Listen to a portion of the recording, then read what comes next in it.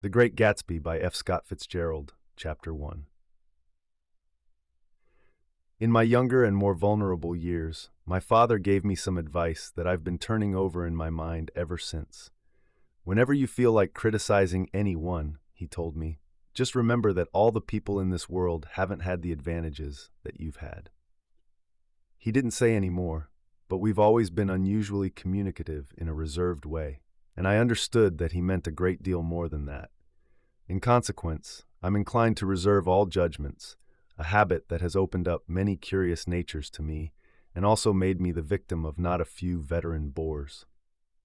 The abnormal mind is quick to detect and attach itself to this quality when it appears in a normal person, and so it came about that in college I was unjustly accused of being a politician because I was privy to the secret griefs of wild, unknown men. Most of the confidences were unsought frequently. I have feigned sleep, preoccupation, or a hostile levity when I realized by some unmistakable sign that an intimate revelation was quivering on the horizon. For the intimate revelations of young men, or at least the terms in which they express them, are usually plagiaristic and marred by obvious suppressions. Reserving judgments is a matter of infinite hope. I am still a little afraid of missing something if I forget that, as my father snobbishly suggested, and I snobbishly repeat, a sense of the fundamental decencies is parceled out unequally at birth. And after boasting this way of my tolerance, I come to the admission that it has a limit.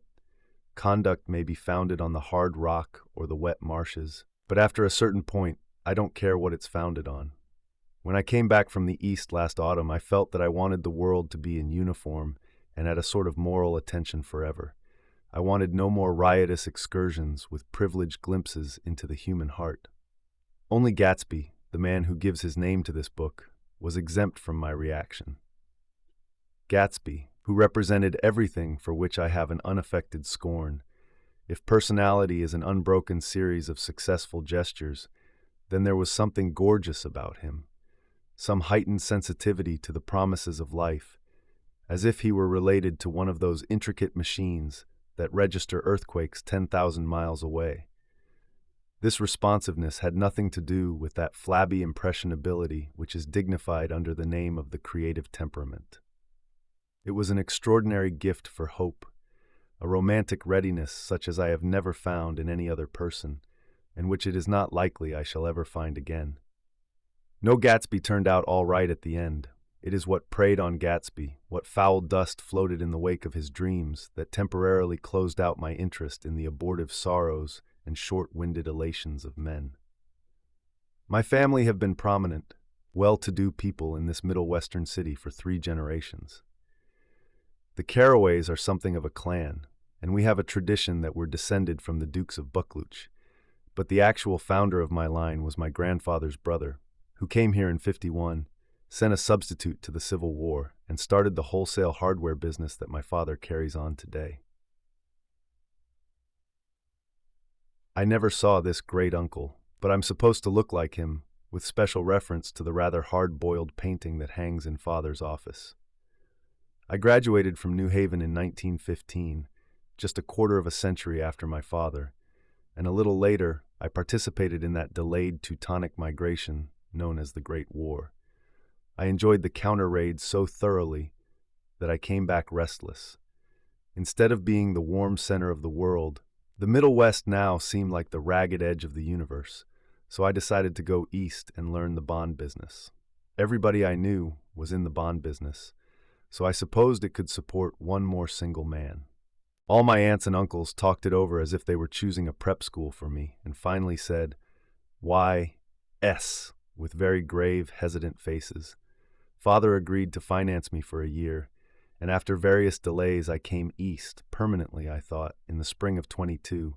The practical thing was to find rooms in the city, but it was a warm season, and I had just left a country of wide lawns and friendly trees. So when a young man at the office suggested that we take a house together in a commuting town, it sounded like a great idea. He found the house a weather-beaten cardboard bungalow at $80 a month, but at the last minute the firm ordered him to Washington, and I went out to the country alone. I had a dog, at least I had him for a few days until he ran away, and an old Dodge and a Finnish woman who made my bed and cooked breakfast and muttered Finnish wisdom to herself over the electric stove. It was lonely for a day or so, until one morning some man, more recently arrived than I, stopped me on the road. "How do you get to West Egg Village?" he asked helplessly. I told him. And as I walked on, I was lonely no longer. I was a guide, a pathfinder, an original settler. He had casually conferred on me the freedom of the neighborhood. And so with the sunshine and the great bursts of leaves growing on the trees, just as things grow in fast movies, I had that familiar conviction that life was beginning over again with the summer. There was so much to read, for one thing, and so much fine health to be pulled down out of the young breath-giving air. I bought a dozen volumes on banking and credit and investment securities, and they stood on my shelf in red and gold like new money from the mint, promising to unfold the shining secrets that only Midas and Morgan and Masoness knew. And I had the high intention of reading many other books besides. I was rather literary in college one year. I wrote a series of very solemn and obvious editorials for the Yale News. And now I was going to bring back all such things into my life and become again that most limited of all specialists, the well-rounded man. This isn't just an epigram. Life is much more successfully looked at from a single window. After all, it was a matter of chance that I should have rented a house in one of the strangest communities in North America. It was on that slender, riotous island which extends itself due east of New York, and where there are, among other natural curiosities, two unusual formations of land. 20 miles from the city, a pair of enormous eggs, identical in contour and separated only by a courtesy bay, jut out into the most domesticated body of salt water in the Western Hemisphere, the great wet barnyard of Long Island Sound. They are not perfect ovals like the egg in the Columbus story. They are both crushed flat at the contact end, but their physical resemblance must be a source of perpetual confusion to the gulls that fly overhead. To the wingless, a more arresting phenomenon is their dissimilarity in every particular except shape and size. I lived at West Egg, the less fashionable of the two, though this is a most superficial tag to express the bizarre and not a little sinister contrast between them. My house was at the very tip of the egg, only 50 yards from the Sound, and squeezed between two huge places that rented for $12,000 or $15,000 a season. The one on my right was a colossal affair by any standard. It was a factual imitation of some Hotel de Ville in Normandy, with a tower on one side, spanking new under a thin beard of raw ivy, and a marble swimming pool, and more than 40 acres of lawn and garden. It was Gatsby's mansion. Or rather, as I didn't know Mr. Gatsby, it was a mansion inhabited by a gentleman of that name. My own house was an eyesore, but it was a small eyesore, and it had been overlooked, so I had a view of the water, a partial view of my neighbor's lawn, and the consoling proximity of millionaires, all for $80 a month. Across the Courtesy Bay, the white palaces of fashionable East Egg glittered along the water. And the history of the summer really begins on the evening I drove over there to have dinner with the Tom Buchanans. Daisy was my second cousin once removed, and I'd known Tom in college, and just after the war, I spent 2 days with them in Chicago. Her husband, among various physical accomplishments, had been one of the most powerful ends that ever played football at New Haven, a national figure in a way, one of those men who reach such an acute, limited excellence at 21 that everything afterwards savors of anticlimax. His family were enormously wealthy even in college. His freedom with money was a matter for reproach. But now he'd left Chicago and come east in a fashion that rather took your breath away. For instance, he'd brought down a string of polo ponies from Lake Forest. It was hard to realize that a man in my own generation was wealthy enough to do that. Why they came east, I don't know. They had spent a year in France for no particular reason, and then drifted here and there unrestfully wherever people played polo and were rich together. "This was a permanent move," said Daisy over the telephone, but I didn't believe it. I had no sight into Daisy's heart, but I felt that Tom would drift on forever seeking, a little wistfully, for the dramatic turbulence of some irrecoverable football game. And so it happened that on a warm, windy evening I drove over to East Egg to see two old friends whom I scarcely knew at all. Their house was even more elaborate than I expected, a cheerful red and white Georgian colonial mansion. Overlooking the bay, the lawn started at the beach and ran toward the front door for a quarter of a mile, jumping over sundials and brick walks, and burning gardens finally when it reached the house drifting up the side in bright vines, as though from the momentum of its run. The front was broken by a line of French windows, glowing now with reflected gold and wide open to the warm windy afternoon, and Tom Buchanan in riding clothes was standing with his legs apart on the front porch. He had changed since his New Haven years. Now he was a sturdy straw-haired man of 30 with a rather hard mouth and a supercilious manner. Two shining arrogant eyes had established dominance over his face and gave him the appearance of always leaning aggressively forward. Note vent the effeminate wank of his riding clothes could hide the enormous power of that body. He seemed to fill those glistening boots until he strained the top, lacing, and you could see a great pack of muscle shifting when his shoulder moved under his thin coat. It was a body capable of enormous leverage, a cruel body. His speaking voice, a gruff, husky tenor, added to the impression of fractiousness he conveyed. There was a touch of paternal contempt in it, even toward people he liked, and there were men at New Haven who had hated his guts. "Now don't think my opinion on these matters is final," he seemed to say, "just because I'm stronger and more of a man than you are."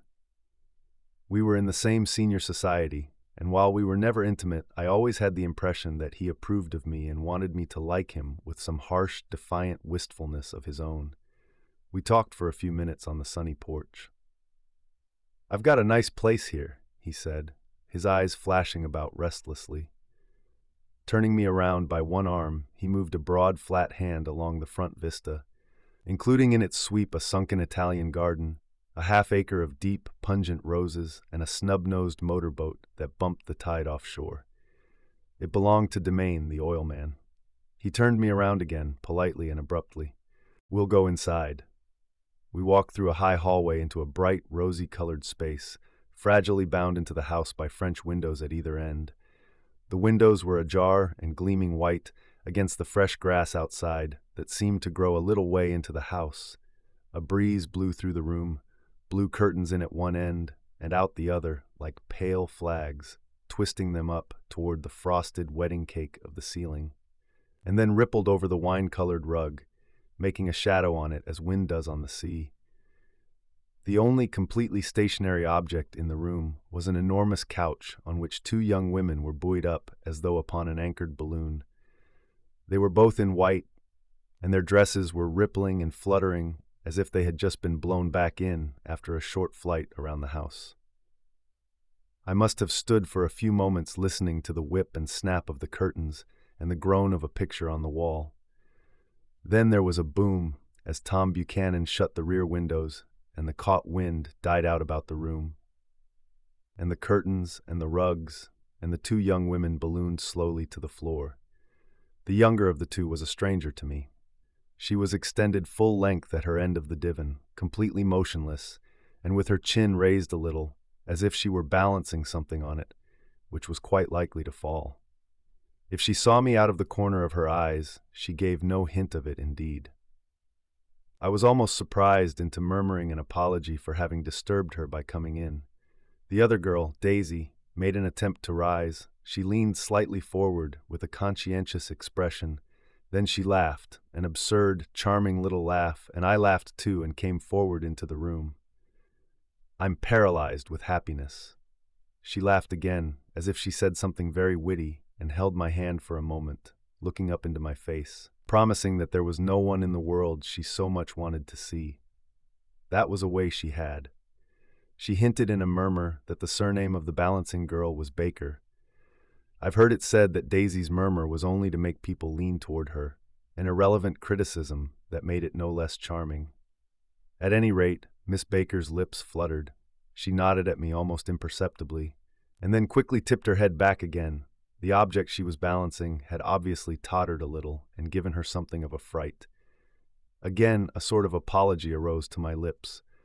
Almost any exhibition of complete self-sufficiency draws a stunned tribute from me. I looked back at my cousin, who began to ask me questions in her low, thrilling voice. It was the kind of voice that the ear follows up and down, as if each speech is an arrangement of notes that will never be played again. Her face was sad and lovely, with bright things in it, bright eyes and a bright, passionate mouth, but there was an excitement in her voice that men who had cared for her found difficult to forget.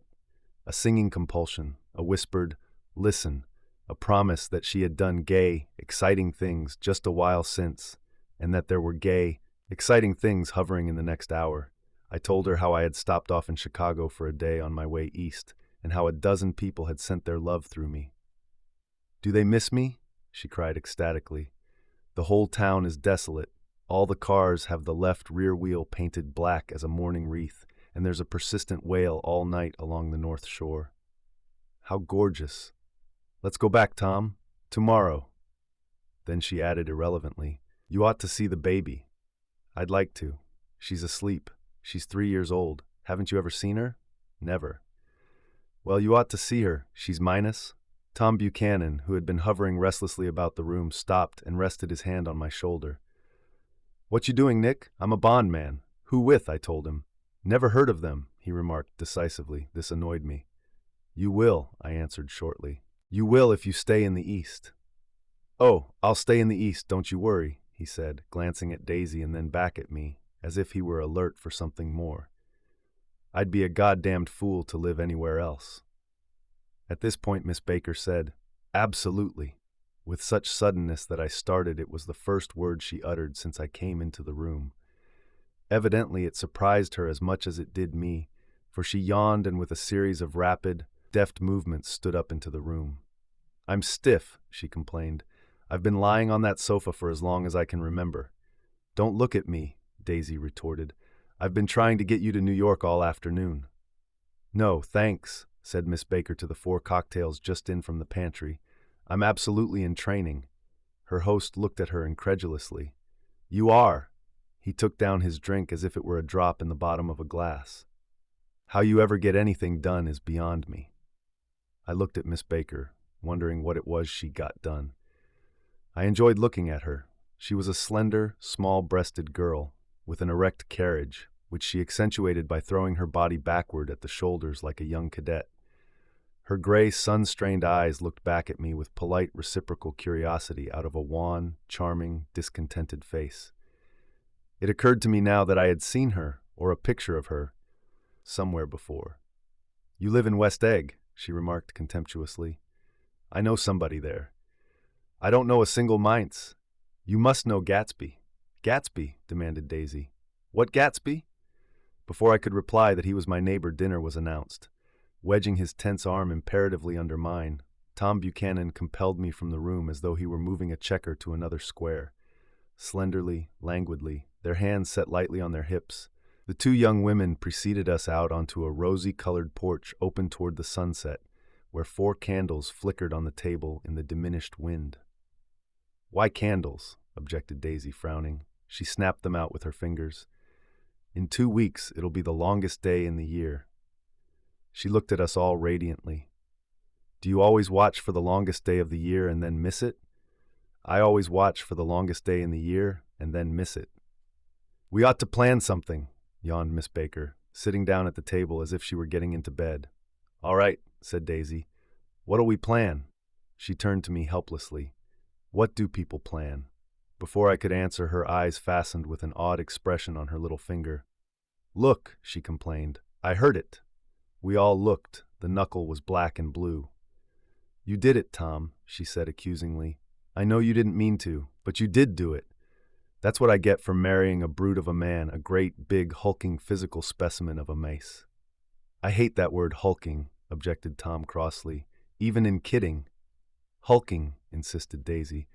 Sometimes she and Miss Baker talked at once, unobtrusively and with a bantering inconsequence that was never quite chatter, that was as cool as their white dresses and their impersonal eyes in the absence of all desire.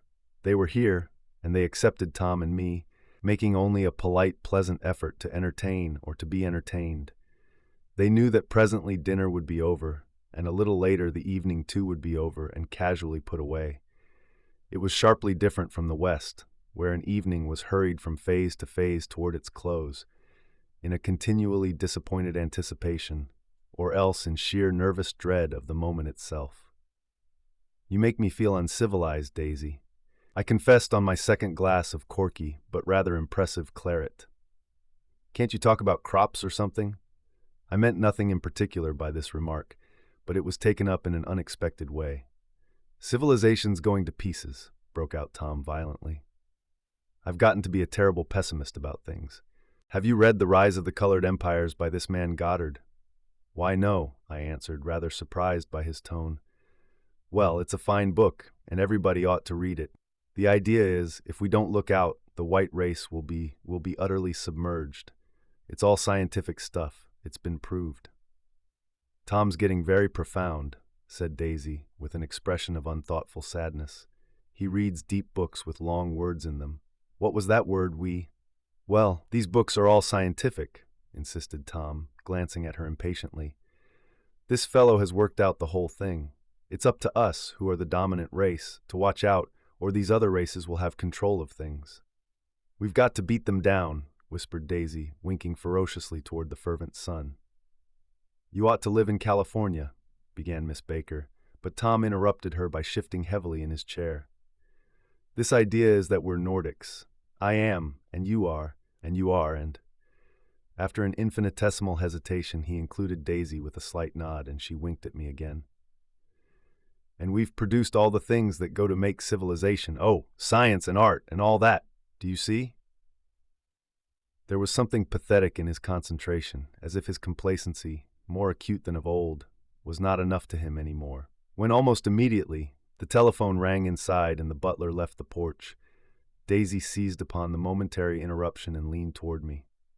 "I'll tell you a family secret," she whispered enthusiastically. "It's about the butler's nose. Do you want to hear about the butler's nose? That's why I came over tonight. Well, he wasn't always a butler. He used to be the silver polisher for some people in New York that had a silver service for 200 people. He had to polish it from morning till night, until finally it began to affect his nose." "Things went from bad to worse," suggested Miss Baker. "Yes, things went from bad to worse, until finally he had to give up his position." For a moment, the last sunshine fell with romantic affection upon her glowing face. Her voice compelled me forward breathlessly as I listened. Then the glow faded, each light deserting her with lingering regret, like children leaving a pleasant street at dusk. The butler came back and murmured something close to Tom's ear, whereupon Tom frowned, pushed back his chair, and without a word went inside. As if his absence quickened something within her, Daisy leaned forward again, her voice glowing and singing. "I love to see you at my table. Nick, you remind me of a rose, an absolute rose, doesn't he?" She turned to Miss Baker for confirmation. "An absolute rose?" This was untrue. I am not even faintly like a rose. She was only extemporizing, but a stirring warmth flowed from her, as if her heart was trying to come out to you concealed in one of those breathless, thrilling words. Then suddenly she threw her napkin on the table and excused herself and went into the house. Miss Baker and I exchanged a short glance consciously devoid of meaning. I was about to speak when she sat up alertly and said, "Shh!" in a warning voice. A subdued, impassioned murmur was audible in the room beyond, and Miss Baker leaned forward unashamed, trying to hear. The murmur trembled on the verge of coherence, sank down, mounted excitedly, and then ceased altogether. "This Mr. Gatsby you spoke of is my neighbor, Minus," I said. "Don't talk, I want to hear what happens." "Is something happening?" I inquired innocently. "You mean to say you don't know?" said Miss Baker, honestly surprised. "I thought everybody knew." "I don't." "Why?" she said hesitantly. "Tom's got some woman in New York." "Got some woman?" I repeated blankly. Miss Baker nodded. "She might have the decency not to telephone him at dinner time. Don't you think?" Almost before I had grasped her meaning, there was the flutter of a dress and the crunch of leather boots, and Tom and Daisy were back at the table. "It couldn't be helped," cried Daisy with tense gaiety. She sat down, glanced searchingly at Miss Baker and then at me, and continued. "I looked outdoors for a minute, and it's very romantic outdoors. There's a bird on the lawn that I think must be a nightingale come over on the Cunard or White Star line. He's singing away." Her voice sang, "It's romantic, isn't it, Tom?" "Very romantic," he said, and then miserably to me, "If it's light enough after dinner, I want to take you down to the stables." The telephone rang inside, startlingly, and as Daisy shook her head decisively at Tom, the subject of the stables, in fact all subjects, vanished into air. Among the broken fragments of the last 5 minutes at table, I remember the candles being lit again, pointlessly, and I was conscious of wanting to look squarely at every one, and yet to avoid all eyes. I couldn't guess what Daisy and Tom were thinking, but I doubt if even Miss Baker, who seemed to have mastered a certain hearty skepticism, was able utterly to put this fifth guest's shrill, metallic urgency out of mind. To a certain temperament, the situation might have seemed intriguing. My own instinct was to telephone immediately for the police. The horses, needless to say, were not mentioned again. Tom and Miss Baker, with several feet of twilight between them, strolled back into the library, as if to a vigil beside a perfectly tangible body, while, trying to look pleasantly interested and a little deaf, I followed Daisy around a chain of connecting verandas to the porch in front. In its deep gloom, we sat down side by side on a wicker settee. Daisy took her face in her hands as if feeling its lovely shape, and her eyes moved gradually out into the velvet dusk. I saw that turbulent emotions possessed her, so I asked what I thought would be some sedative questions about her little girl. "We don't know each other very well, Nick," she said suddenly. "Even if we're cousins, you didn't come to my wedding. I wasn't back from the war." "That's true," she hesitated. "Well, I've had a very bad time, Nick, and I'm pretty cynical about everything." Evidently she had reason to be. I waited, but she didn't say any more, and after a moment I returned rather feebly to the subject of her daughter. "I suppose she talks and eats and everything." "Oh, yes." She looked at me absently. "Listen, Nick, let me tell you what I said when she was born. Would you like to hear?" "Very much. It'll show you how I've gotten to feel about things." Well, she was less than an hour old and Tom was God knows where. I woke up out of the ether with an utterly abandoned feeling and asked the nurse right away if it was a boy or a girl. She told me it was a girl, and so I turned my head away and wept. "All right," I said. "I'm glad it's a girl, and I hope she'll be a fool that's the best thing a girl can be in this world, a beautiful little fool." "You see, I think everything's terrible anyhow," she went on in a convinced way. "Everybody thinks so, the most advanced people, and I know. I've been everywhere and seen everything and done everything." Her eyes flashed around her in a defiant way, rather like Tom's, and she laughed with thrilling scorn. "Sophisticated God, I'm sophisticated." The instant her voice broke off, ceasing to compel my attention, my belief, I felt the basic insincerity of what she had said. It made me uneasy, as though the whole evening had been a trick of some sort to exact a contributory emotion from me. I waited, and sure enough, in a moment she looked at me with an absolute smirk on her lovely face, as if she had asserted her membership in a rather distinguished secret society to which she and Tom belonged. Inside, the crimson room bloomed with light.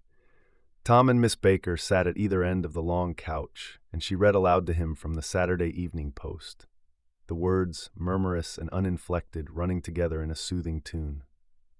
The lamplight, bright on his boots and dull on the autumn leaf yellow of her hair, glinted along the paper as she turned a page with a flutter of slender muscles in her arms. When we came in, she held us silent for a moment with a lifted hand. "To be continued," she said, tossing the magazine on the table, "in our very next issue." Her body asserted itself with a restless movement of her knee, and she stood up. 10 o'clock, she remarked, apparently finding the time on the ceiling. "Time for this good girl to go to bed." "Jordan's going to play in the tournament tomorrow," explained Daisy, "over at Westchester." "Oh, you're Jordan Baker." I knew now why her face was familiar. Its pleasing, contemptuous expression had looked out at me from many rotogravure pictures of the sporting life at Asheville and Hot Springs and Palm Beach. I had heard some story of her too, a critical, unpleasant story, but what it was I had forgotten long ago. "Good night," she said softly. "Wake me at 8, won't you?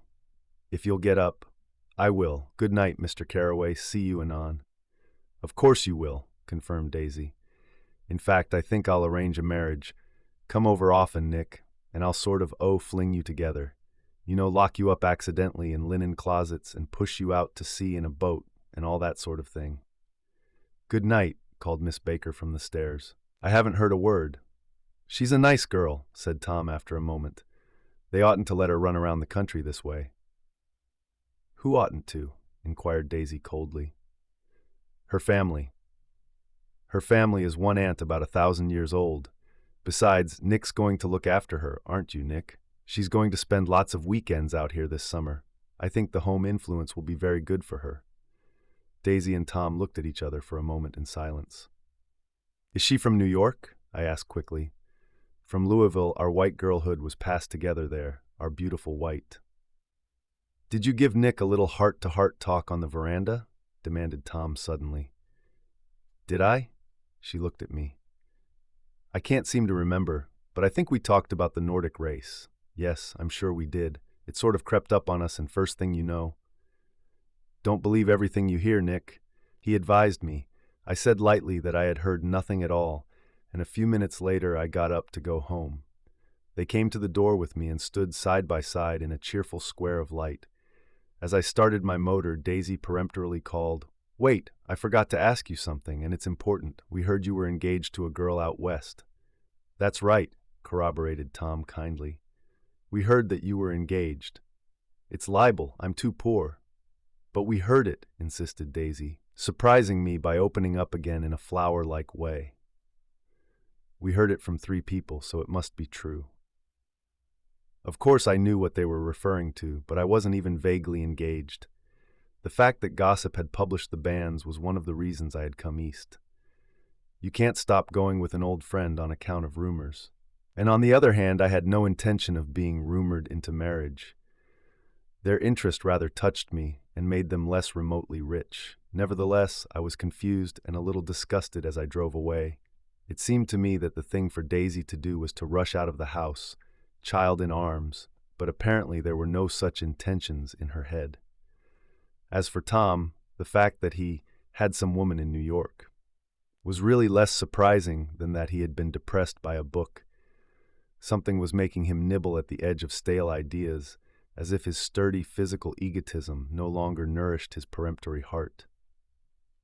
Already it was deep summer on roadhouse roofs and in front of wayside garages where new red gas pumps sat out in pools of light, and when I reached my estate at West Egg, I ran the car under its shed and sat for a while on an abandoned grass roller in the yard. The wind had blown off, leaving a loud, bright night, with wings beating in the trees and a persistent organ sound as the full bellows of the earth blew the frogs full of life. The silhouette of a moving cat wavered across the moonlight, and turning my head to watch it, I saw that I was not alone. 50 feet away, a figure had emerged from the shadow of my neighbor's mansion and was standing with his hands in his pockets regarding the silver pepper of the stars. Something in his leisurely movements and the secure position of his feet upon the lawn suggested that it was Mr. Gatsby himself, come out to determine what share was his of our local heavens. I decided to call to him. Miss Baker had mentioned him at dinner, and that would do for an introduction. But I didn't call to him, for he gave a sudden intimation that he was content to be alone. He stretched out his arms toward the dark water in a curious way, and far as I was from him, I could have sworn he was trembling. Involuntarily, I glanced seaward and distinguished nothing except a single green light, minute and far away, that might have been the end of a dock. When I looked once more for Gatsby, he had vanished, and I was alone again in the unquiet darkness.